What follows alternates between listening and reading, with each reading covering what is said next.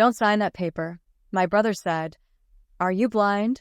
I trusted him, and it saved my life and business because it was sent by the rival trying to steal everything. The email came through just after 6 a.m., marked high priority, bearing the name of someone I hadn't heard from in years, Daniel Clark. He was a former competitor, once the kind who'd flash a smile as he sank your chances behind the scenes. But the message was polished, professional, and packed with numbers that made me sit up straighter in my chair. His firm, rebranded and thriving, wanted to join forces, proposing a merger that promised scale, capital, and, on paper, mutual gain. Everything looked clean. Not just clean, but surgically precise. The contract had no obvious traps, no bolded lines screaming theft. I'd built my company, Steelmark Systems, from a folding table in a garage to a regional player in defense software. This looked like the push I needed to go national. I didn't question the timing. I should have. Daniel's sudden friendliness after years of deliberate silence. I brushed it off, chalked it up to business maturity. We were grown men now, right? We'd both earned our scars.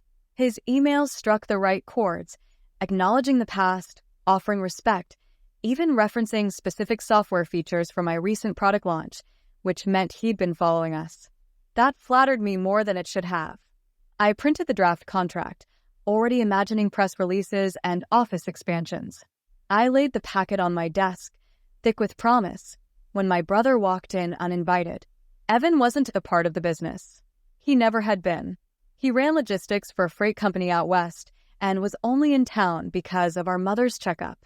We hadn't seen each other in 6 months. He came to drop off coffee and stayed because I hadn't looked up since he arrived. Then he said it loud and flat. "Don't sign that paper." "Are you blind?" It wasn't a suggestion. It was a command layered in disbelief. I blinked. "Excuse me?" He stepped closer, squinting at the packet like it offended him just sitting there. "You don't see it, do you? This whole thing reeks." I laughed, short and dismissive. "You've never run a company, Evan." He didn't laugh. He didn't budge. "You think that matters? I've moved freight through 49 states for 15 years. I've seen clean deals, and I've seen ones that rot from the first clause. Let me read it." I should have said no, should have told him to leave it alone. But something in the way he stood, rigid, arms crossed, not blinking, made my hand slide it toward him instead. He didn't sit, just started reading on his feet like he couldn't waste time. For 2 hours, we went through it, page by page. No music, no breaks, just the click of my pen and his increasingly clipped breathing. I stared at the last page, where my signature line waited, pristine and empty. My name, my company, my identity, everything I'd bled for, about to be erased with one stroke of a pen. I leaned back, eyes on the ceiling, trying to understand how I'd missed it, how it had all looked so convincing, and how Evan, who didn't know code, didn't know funding rounds or product pipelines, saw it faster than I had. Why? I asked finally. Why would he go through all this instead of just buying me out? Evan didn't even look up. Because buying you out costs some money. This takes everything and makes you say thank you for it. He left the papers on my desk without another word, walked out like nothing had happened. No lecture. No, I told you so. But I sat there for another hour, not moving, contract untouched, hands clenched tight enough to hurt. I knew I couldn't sleep. Not that night. So I opened my laptop and started drafting a reply. Not to sign, but to end it. Daniel never responded. Not even a follow-up.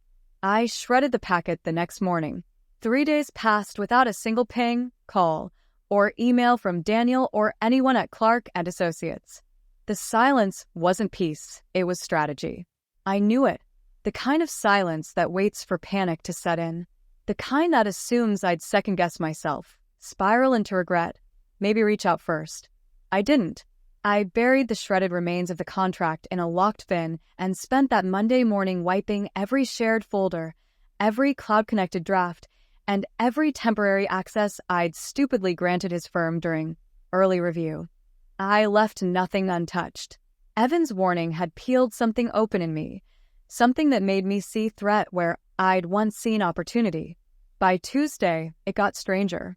Our client communication platform flagged a login attempt from an unrecognized IP. Beijing. I flagged it, logged the attempt, moved on. But then another came. This time, one of our archived sales decks was accessed from a subdomain that matched Clark's old holding company, one he claimed he'd dissolved 3 years ago. I called IT. They dug deeper. By the end of the hour, they'd found 6 separate probes. Subtle, controlled, enough to test boundaries but not trigger alerts. They were probing our infrastructure. Quietly, patiently. I sat in my office, door shut, fingers steepled under my chin as I thought about what to do next. My instinct said go public, make a statement. But I knew the second I did, they'd twist it. They had resources, reach, and a name that carried weight. If I accused them openly, they'd paint it as bitterness. Maybe even frame me as unstable. The smarter move was to harden our system and keep watch. But I couldn't just sit. I needed to know what else I'd missed. So I called Evan. He didn't say hello, just answered with, "What happened?" "They're digging, trying to see how much access they still have." Then don't wait. Flip it. Find out what they didn't want you to see. I knew what he meant.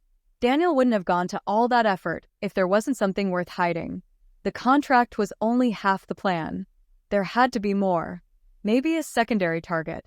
Maybe someone inside our walls who'd help them draft language only someone familiar with our setup would know how to exploit. I called Janice, my operations director. She'd been with me for 6 years, sharp, steady, loyal. I asked for a list of everyone who'd received a copy of the merger proposal internally.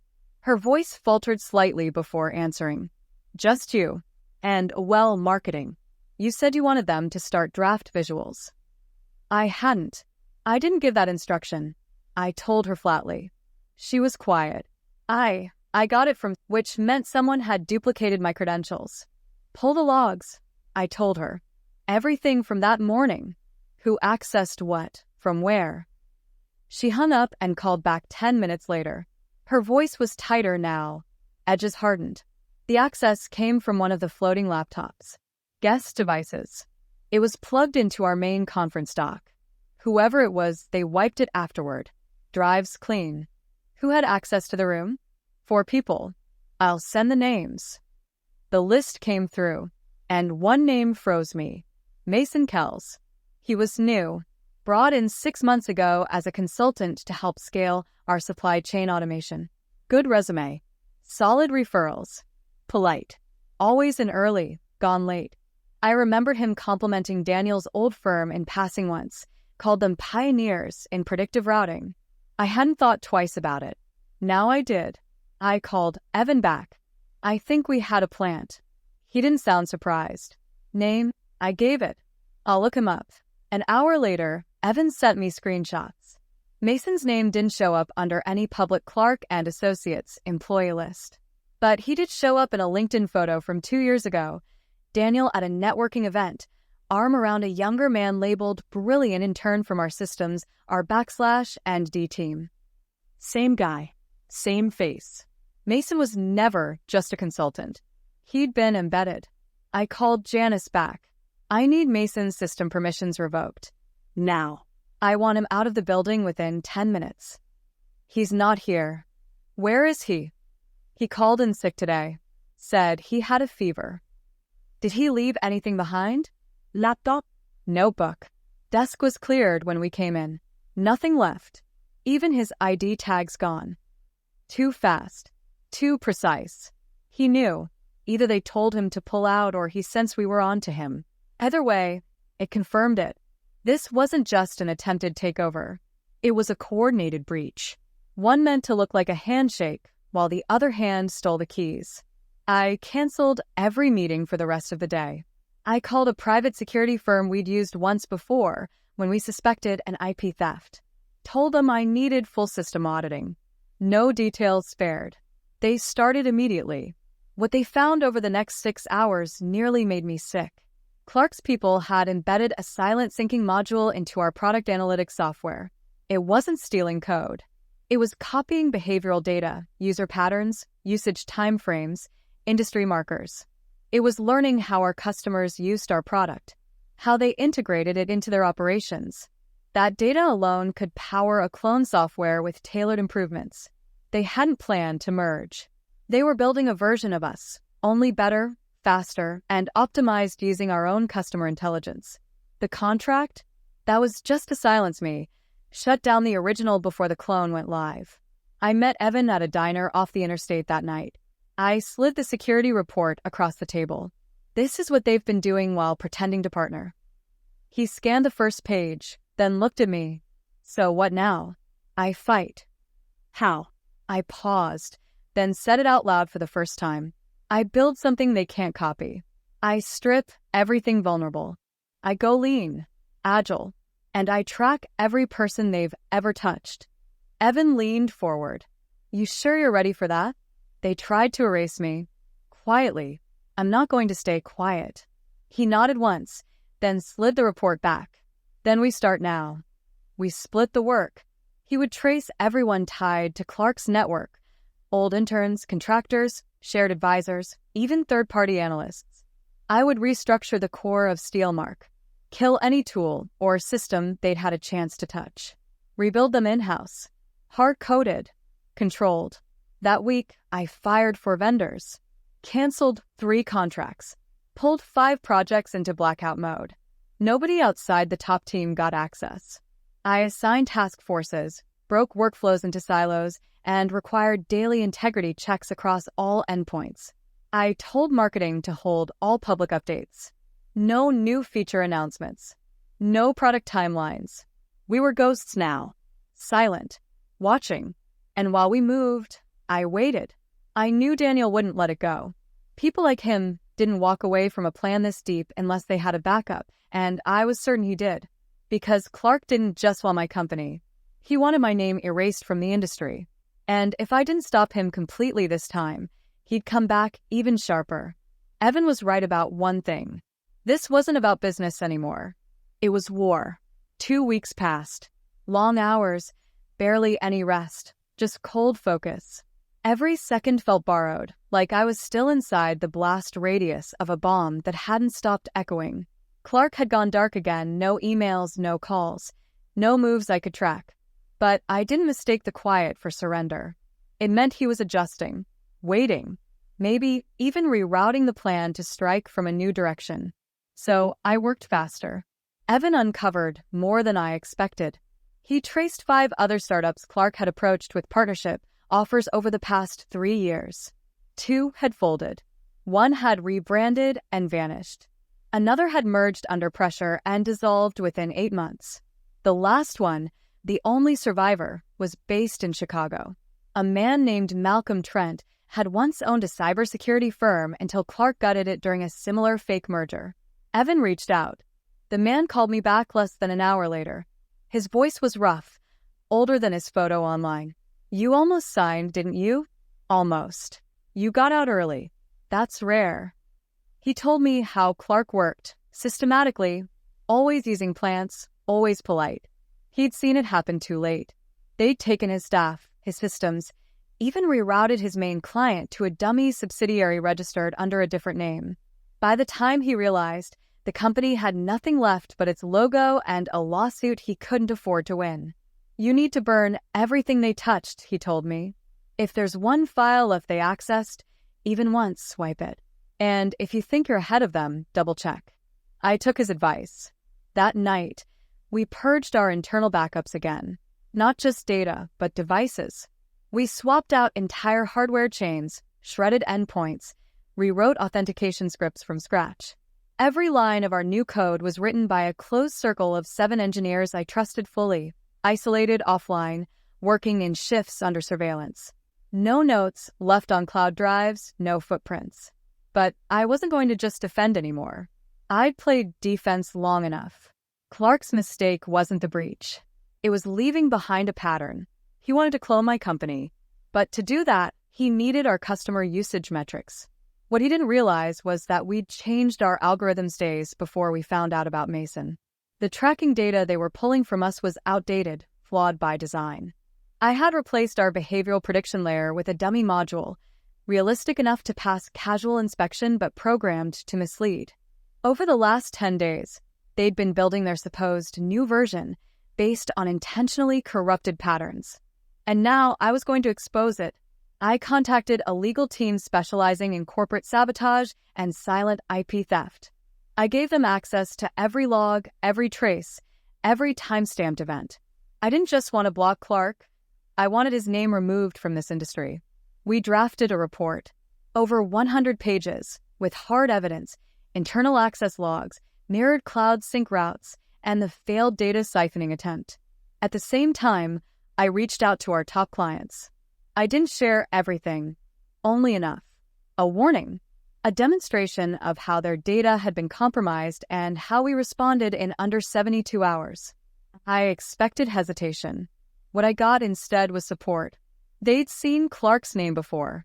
Many of them had been approached by his firm in the past 6 months, under different names, different branding, always promising better deals, lower integration costs, and newer systems.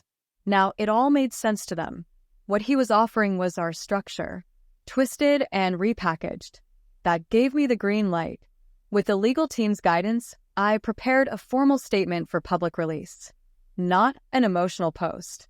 Not a dramatic reveal. Just facts. Clear, traceable, unforgiving.